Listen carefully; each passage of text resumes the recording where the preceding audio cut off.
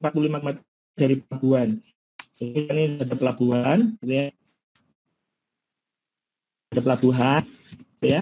Ada perahu, gitu, yang dia jarak 45 kilometer dari pelabuhan. Oke. Nah, perahu tersebut bocor sehingga air masuk dalam perahu dengan kecepatan 2 ton setiap 5 menit. Jika terdapat 90 ton air di perahu, maka perahu akan tenggelam. Ya. Nah, ini syaratnya 90 ton air masuk perahu akan tenggelam. Dan di dalam perahu tersebut terdapat air yang mampu memompa air keluar dari perahu sebanyak 2 ton sejam. Apakah kecepatan minimum perahu itu tidak tenggelam? Jadi Bapak Ibu, di sini ada air masuk, ada air yang dikeluarkan, dan ada air yang di dalam perahu tentunya, ya, yang nggak bisa dikeluarkan. Jadi ya, ada jarak. Jadi jarak 40 km. Di sini ada air masuk, itu kecepatannya 2 ton 5 menit, dan ada air dikeluarkan, itu kecepatannya 12 ton jam. Maka tentunya nanti ada sisa air. Gitu Bu ya. Nah ini kalau sampai screen sharing saya sudah terlihat ya? Sudah masuk Pak. Ya, terlihat. Alhamdulillah. Langsung ya. Jadi di sini Bu, ada air masuk. Gitu ya. Air masuk. Setiap 5 menit 2 ton. Pada satunya tadi jam. Pakai perbandingan ya. 5 menit itu air masuk 2 ton. Kalau 60 menit 1 jam. Maka ini berapa gitu ya? Saya kasih X saja ya. Berapa gitu. Masuk. Maka itu sama dengan 60 kali 2 bagi 5. Ya. 60 bagi 2 bagi 5. Nggak usah dicoret aja ini. Dicoret. Jadi 12. Ya. 12 kali 2. Jadi masuk. Itu sebanyak 24 ton per jam. Air keluar tadi sebanyak 12 ton tiap jam. Air keluarnya 12 ton per jam. Maka air di dalam perahu masuk di luar 24 kurangi 12 ton per jam. Ya. Nah, syaratnya perahu tenggelam 10 ton. Waktu yang dibutuhkan berapa nih? Maka waktu yang dibutuhkan adalah 90 dibagi 12. Ya. 90 di 12. Ya, 90 ini 90 dibagi 12.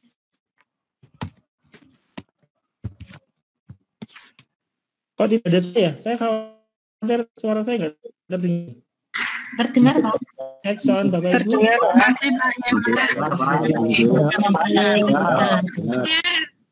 Gitu ya. Lanjut. Oke. Ya. Oke, ini biar gampang. Dia aja dibagi 3, 30, dibagi 3, 4, dibagi 2, 15, dibagi 2, 2 gitu. Jadi 15 per jam. Nah, kalau ada suaranya kan itu berarti saya masuk. Nah, sekarang ada apa?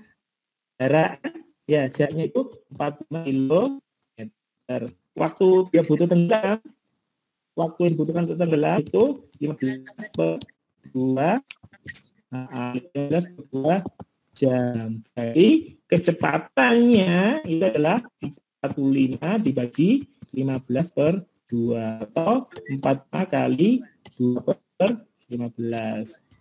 Jadi tinggal coret 1, 3. Itu ketemunya kecepatannya 6 km per jam. Gitu. Jadi kecepatan minimal perahu itu adalah 6 km per jam. Baik, Bapak Ibu, apa namanya? Tapi bisa jadi angkanya kita dan seterusnya ya, angkanya kita dan seterusnya. Yang pasti gitu. Dan beberapa perkalian itu nggak perlu dikalikan ya, kayak ini ya, kayak 60 kali 22 dibagi 5 nggak perlu, tinggal turut coret gitu aja kalau pembagian ya. Juga ini nggak perlu hitung dulu ketemunya berapa 7/2. Nanti toh akan ketemu perbandingan ini kan kayak magnetnya. Gitu ya. Pembagi 45 bagi 15 2 kan enak. Ternyata sudah dicoret-coret kan, curuk gitu, tinggal selesai. Jadi tidak bersibuk dengan main angka. Apa nih? Lanjut. Yang berikut, lanjut. Siap. Berikutnya poin 44 tentang geometri. Geometri kemarin keluar perbandingan Ibu. Ada 2 yang keluar kemarin. Yang satu ini kan, volume prisma dan limas ukuran alas dan tingginya sama. Ini ya, langsung dia ada prisma, ada ya, volume prisma itu ya luas alas kalikan tinggi. Ya, kalau volume limas itu 1/3 kali luas alas kali tinggi. Nah, tadi alasnya sama, tingginya sama, begitu kan? Soalnya tadi, ya. Perbandingan volumenya, ukuran alasnya sama, tingginya sama. Alasnya sama, tinggi sama. Ya sudah, berarti alas yang tingginya sama. Berarti volume prisma dibanding volume limas dengan luas alas kali tinggi dibanding 1/3 kali luas kali tinggi. Noten. Sudah selesai nih, ya kan, ketemu loh. Tinggal di luas alasnya sama, coret 1 nya sama, coret 1 gitu kan. Tinggal 1 dibagi 1/3 berarti 3 dibagi 1, atau kalau tulis dengan tulis 3 banding 1. Kan Bu. Nah, bentuk yang kedua keren. Soal belajar berapa kemarin yang itu? Jadi ada soal gitu ya. Jadi D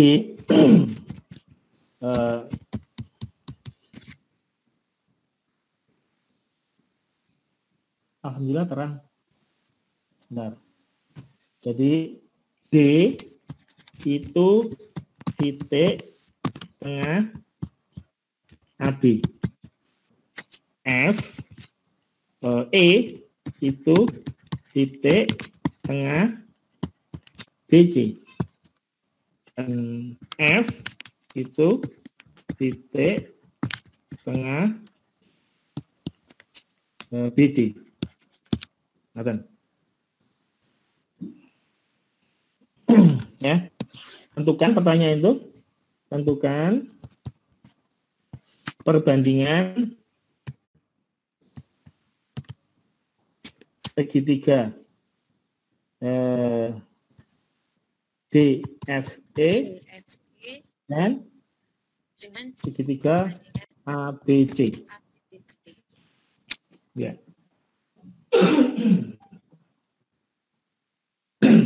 Langsung saja ya. Luas segitiga DEF. Luas segitiga DEF banding luas segitiga BC dengan sama dulu, setengah kali luas alas E kali panjang alasnya DEF. DEF itu setengah kali luas segitiga DEB ya. Kita lihat DEF itu setengah di segitiga DEB. Itu dulu. Ya. Itu dulu. Berarti diminta perbandingan antara segitiga DEF bukan segitiga ABC, ya. Maka luas segitiga DEF dibanding luas segitiga ABC, ini saya bilangkan, saya ngomong, ya. Luas segitiga DEF dibanding luas segitiga ABC, ya. Itu yang dicari. Luas DEF, DEF yang ini, yang kuning. Yang kuning ini adalah separuhnya yang ungu. Oke. Jadi itu ya. Yang kuning sama yang ungu separuhan. Gitu ya. Bisa tambah Bapak Ibu? Oke, kan? Iya, Pak. Ketemu ya. Oke. Maka ketemu luas segitiga DF itu sama dengan setengah dari luas segitiga DEB. DEB. Oke. Setengahnya. Oke. Nah, berarti sama dengan setengah kali luas segitiga DEB. Segitiga DEB itu setengah kali luas segitiga DEB. Itu setengah kali BD kali EF.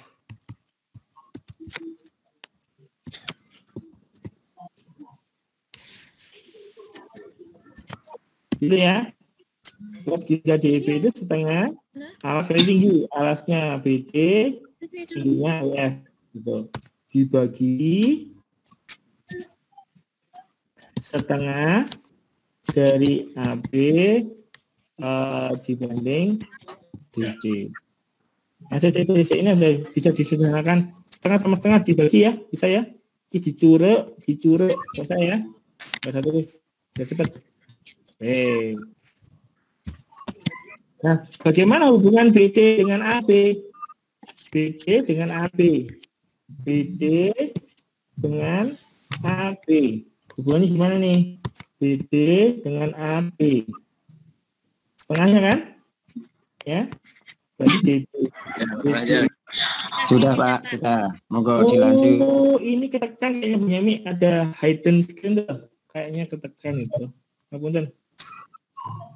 Tenang ya. Jadi BD itu setengah dari AB. Ya. BD itu setengah dari AB. Bagaimana EF? EF Adalah setengah dari? Apa setengah, Pak? Dari CD. Ya, ini masih setengah. Nah, setengah dari CD. Ya. Ya. Jadi EF itu setengahnya CD. Nah, kalau Bapak Ibu jawab gitu, saya bisa sedikit tahu kalau suara saya masuk. Atur. Berarti ini EF itu setengah dari DC. Kita pakai D. Dibagi AB kalikan DD. Yes, tinggal di curek sekarang. AB sama AD, curek satu. DC sama DP, curek satu. Gitu. Jadi setengah 8 dibagi 1 sama dengan 1/8. 1/8 atau ditulis 1/8. Alhamdulillah. 8. Oh iya, Bu. Ada lagi ini yang biasanya keluar itu yang pangkat dua pangkat. Luar biasa. Kalau 2 pangkat itu barisan dan yang dipelajari itu ada 2. Yang dipelajari ada aritmatika, dan ada geometri. Ya. Aritmatika itu berkaitan dengan penjumlahan. Contoh, ini seperti ya gaji kita itu ya. Gaji kita itu diantaranya aritmatika. Gitu. Ya, ikuti diet aritmatika. 3 misalkan. Terus yang kedua tambah 2, 5 tambah 2, 7 tambah 2, 9 dan seterusnya. Ya. Ini ada penjumlahan di situ. Ada tambah 2. Ini juga di soal ujian CPNS biasanya keluar tuh ya, yang macam-macam gitu ya. Dan ada tentang geometri. Geometri ini biasanya kalau ini pemasukan uang kita, aritmatika, geometri ini pengeluarannya. Ya. Contoh, nah, 1 kali 2, kali geometri itu, kali 2, 2 kali 2 4 kali 2 8 16 32 64 48 56 5 60 5 12 Nggak pilih itu. 1024 dan seterusnya ya. Pengeluarannya itu gitu. Jadi pengeluarannya itu pakai dari geometri, pemasukannya pakai dari aritmetika. Seandainya pengeluaran kita pakai geometri enak Ibu. Ini kali 2 kali 2 gitu ya. Bulan pertama gaji kita 1 juta nggak apa-apa. Bulan kedua 2 juta. Bulan ketiga 4 juta. Nah gitu. Amin. Ya Allah, karena Allah ujian kabeh ya Allah, dan guru-guru seneng ya Allah Indonesia ya Allah. Amin. Tahun depan iso nomor jangan sertifikasi ya Allah. Amin. Amin. Di sini ada suku ke N, Bapak Ibu ya, suku ke N. Suku ke N, tak tulis U ke N.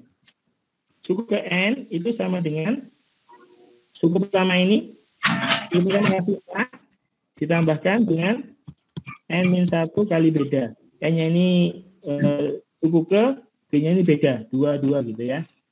Di sini juga ada SN, jumlah suku pertama N, gitu ya, setengah N kali 2A plus N-1 kali beda.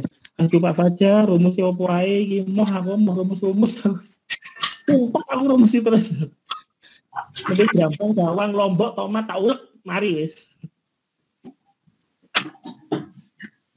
Atau ini dari geometri, suku ke N-nya itu, suku ke N itu A kali R pangkat N-1. Penjumlahan suku pertama suku ke N, A kali 1 min R pangkat N dibagi 1 min R. Itu tuh rumus-rumus yang berlaku ya. Tapi ada juga Bapak Ibu yang namanya deret Fibonacci. Ini jangan Fibonacci. Ya. Yang dari Fibonacci itu adalah suku yang ketiga, suku ketiga dan seterusnya itu adalah jumlah dari suku sebelumnya. Gitu. Jumlah 2 suku sebelumnya. Contoh 1 suku pertama 1. Sebelahnya ini 1 tambah 0 gitu 1. Sebelahnya lagi 1 tambah 2, 1 tambah 1, 2 gitu. Sebelahnya lagi ganti 1 tambah 2, 3 gitu. Sebelahnya lagi ganti 2 tambah 3, 5 gitu. Sebelahnya lagi 3 tambah 5, 8 dan seterusnya. Gitu. Biasanya ini ditanyakan nggak jauh-jauh, ditanya berapakah nilai suku ke 10 misalkan. Ya tinggal nambahkan aja di urut satu-satu. Suku pertama, suku kedua, suku ketiga, suku keempat, suku kelima, suku keenam, suku ketujuh berarti 13, suku ketujuh ke-8 berarti 21 dan seterusnya. Gitu Bu ya. Deret Fibonacci. Ya, biasanya enggak ditanya berapakah suku ke 103, ngeluh tanya suku ke 103.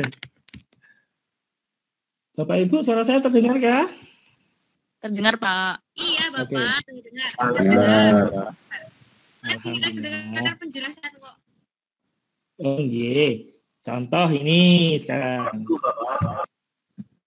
Rumus suku ke N barisan aritmetika. UN. Rumus suku ke N barisan aritmetika. Ini. Rumus suku ke N. Ya. Nah, A-nya berapa ini? A-nya 11. Bedanya berapa? Bedanya 11 kurangi 11 tambah berapa jadi 8?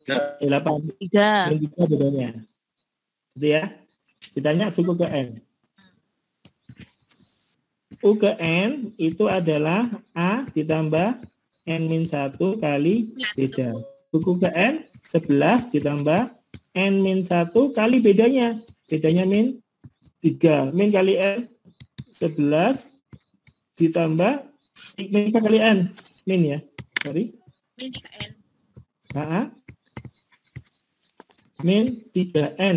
Min kali min plus 3. Ketemunya 11 min 3N. Ya. Selesai. Kok 11? +3. Nah, 3N. 14. Nah, 14 dan 3N. 14. N sama Gitu ya. dengan. Oh iya, langsung tekan ngono ding. Nah, Gitu.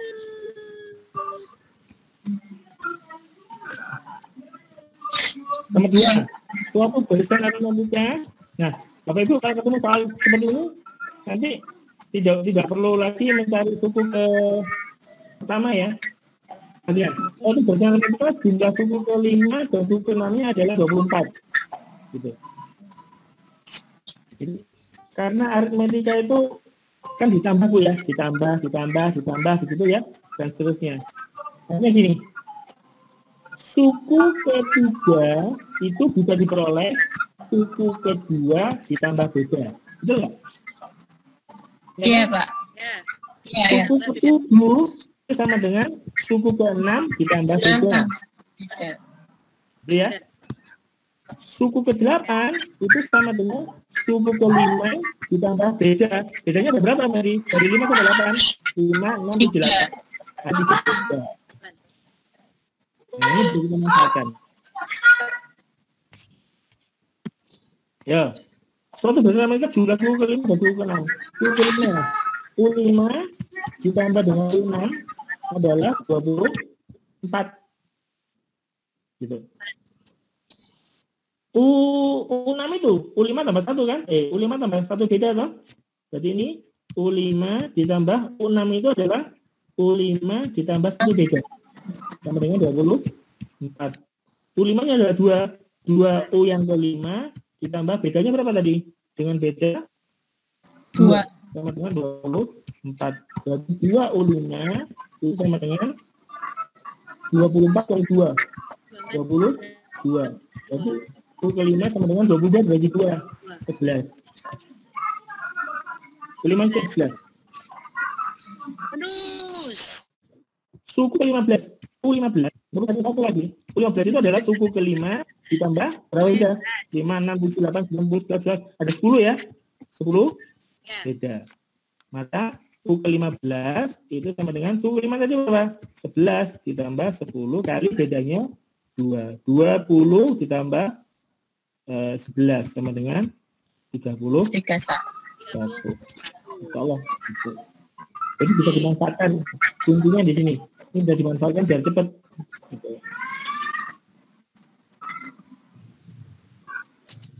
Atau seperti kayak ini. Ya. Suku ke UN bukan geometri. Dirumuskan UN sama dengan 4 kali 12. 4 kali 2 pangkat 3 N min 2.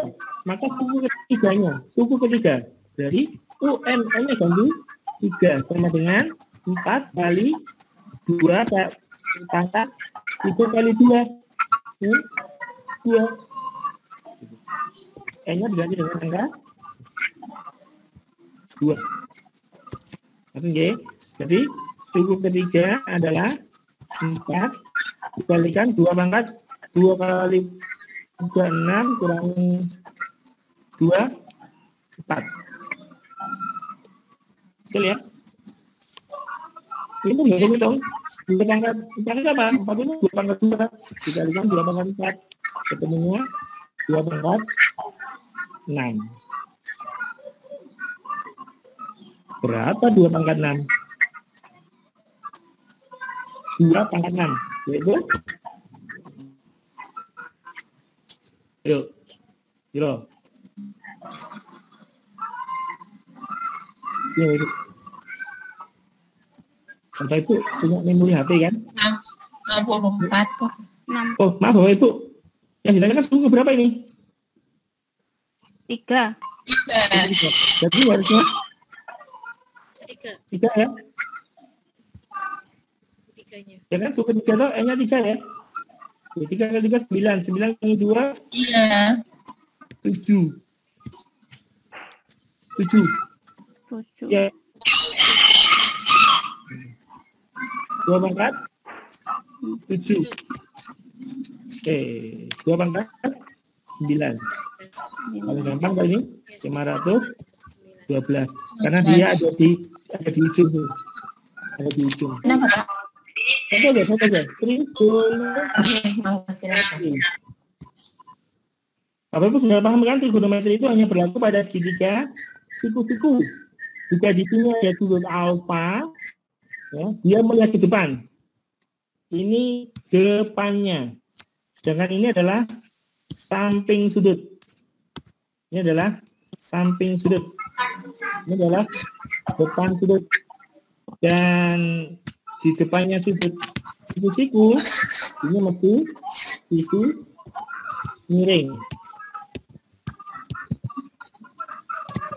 Maka berlaku perbandingan. Apa? Depan dibanding miring. Depan dibanding miring. Terus samping dibanding miring. Terus depan dibanding samping. Ini dikasih nama Bapak Ibu. Depan dibagi miring itu namanya I, samping dibagi miring namanya kos, depan dibagi samping namanya tangan. Ngoten ya, tangan ini nama gitu. Jadi ini definisi, nama. Bunda. kalau kita dulu masih kecil kan. Biar sekolah SMA ki ngopo raket. Lulusan SMK. Agak mudeng loh, Pak. Alhamdulillah. Ibu. Jadi gitu Bapak Ibu ya. Jadi perbandingan depan dibagi miring, apa? Terus depan samping dibagi miring, apa? Gitu. Terus depan dibagi samping, apa? Ngoten, Mbak. Oh, nggak ada lagi ya perbandingannya, yang mana lagi? Nggak ada lagi ya, sudah kan? Gitu ya.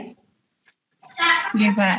Oke, hanya berlaku pada segitiga siku.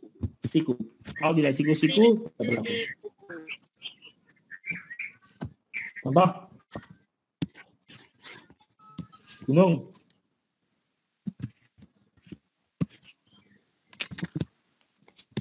Cek sound. Cepat sudut apa? Ayo. Ya, cek. Pinter.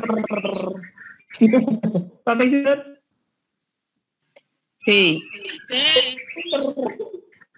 Miringnya A. A. Yes. Alhamdulillah. Jadi walaupun kan ini miring ya ternyata ya. Muatan Bapak Ibu. Itu yang pertama. Yang kedua ada sudut istimewa. Ada sudut istimewa. Kenapa istimewa? Karena gampang. Hafalannya gampang Bapak Ibu. Hafalannya gampang. Berapa saja dia? 0 derajat, 30 derajat, 45 derajat, 60 derajat, 90 derajat. Ini sudut istimewa. Dan biasanya digunakan 30 derajat, 60 derajat itu untuk bangun rumah Bapak Ibu. Rumah ini loh, rumah atau bikin apa ya yang 60 derajat. Oh, yang tinggi-tinggi sini loh. Nah, ini 60 derajat. Itu biasanya bangunan rumah itu ya. Nah, agar airnya itu lancar dan sebagainya. Gitu. Jadi,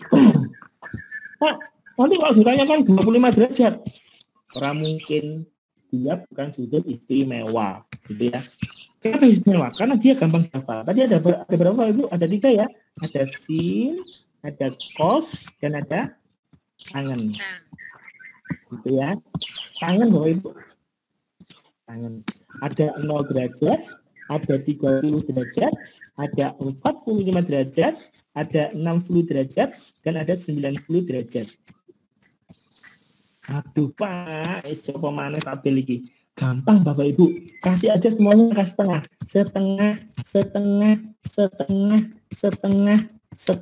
Selesai.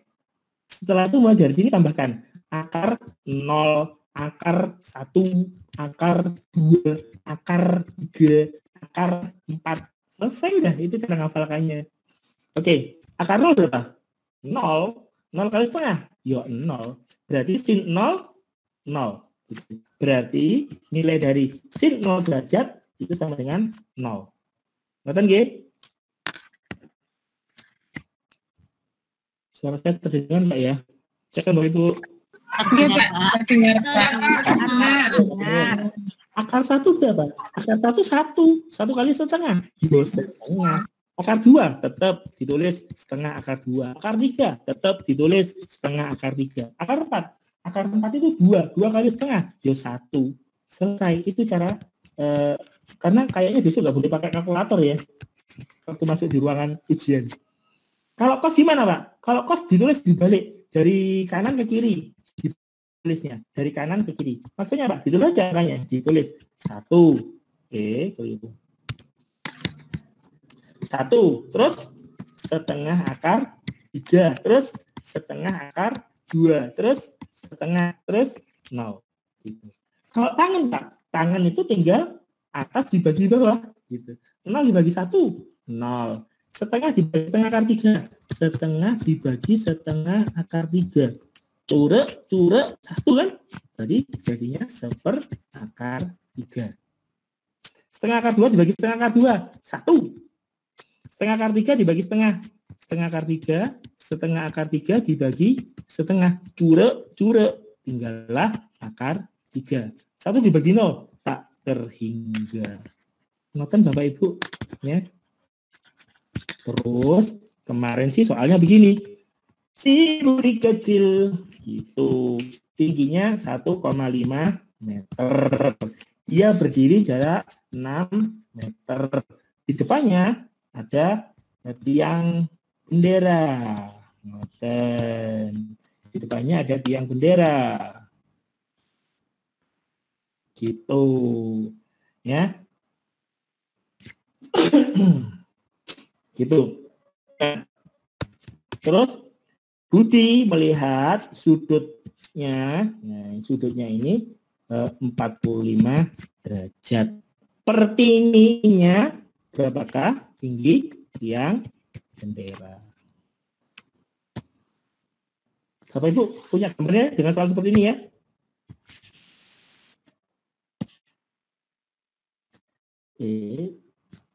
Oke. Yang pertama Bapak Ibu, di sini ada sesuatu yang bisa kita ambil. Set. Yang kuning itu ya. Jadi segitiga kan ini? Ya. Jadi segitiga. Saya ambil yang kuning ya. Jadi segitiga yang kuning. Sudutnya berapa ini? 45 derajat. Panjangnya ini berapa? 6 meter. Pertanyaannya kan nih, berapa tingginya gitu kan? Berapa tinggi dari pandangan Budi ke puncaknya bendera? Gitu ya? Aku sampai ini ya. Nah, tulis depan ya. Kan depan sudut nih. Depan. Gitu ya. Oke, siku-siku di sini. Siku-siku di sini. Depan dibagi samping. Depan bagi samping tadi apa ya? Depan bagi samping. Tangan. Berarti tangan 45 derajat itu sama dengan depan dibagi samping. Berapa tangan 45 tadi? Tangan 45 tadi 1. Oh, berarti 1 sama dengan depan sampingnya 6. Berarti ketemu depannya sama dengan 6 meter. Jadi ya, tinggi tiang berapa? Adalah 6 tambah 1,5. 6 tambah tingginya Budi 1,5 ketemu 7,5 meter.